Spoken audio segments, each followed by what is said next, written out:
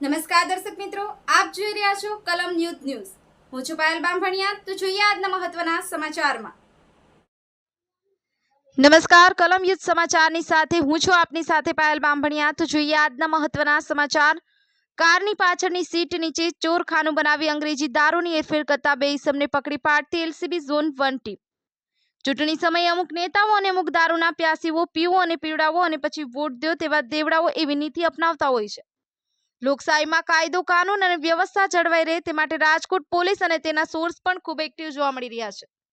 Police constable Hiteshbhai Parmar તથા સત્યજીતસિંહ જાડેજાની બાતમીના આધારે આજીડેમ પોલીસ સ્ટેશનના વિસ્તારમાં Bhavnagar highway road Sitaram hotel સામેના રોડ પર મળતી માહિતી મુજબ PSI BV Borisagar, head constable Vijendrasinh Jhala, Jitendrasinh Jhala, Dharmrajsinh Jadeja, Manrupgiri Goswami દ્વારા સેન્ટ્રો કાર GJ21 AQ6243 ની તલાશ લઈ અને કારની પાછળની સીટ નીચે બનાવેલ ચોરખાનામાંથી અંગ્રેજી દારૂ 8 લીટરની 54 બોટલ પકડી પાડી હતી।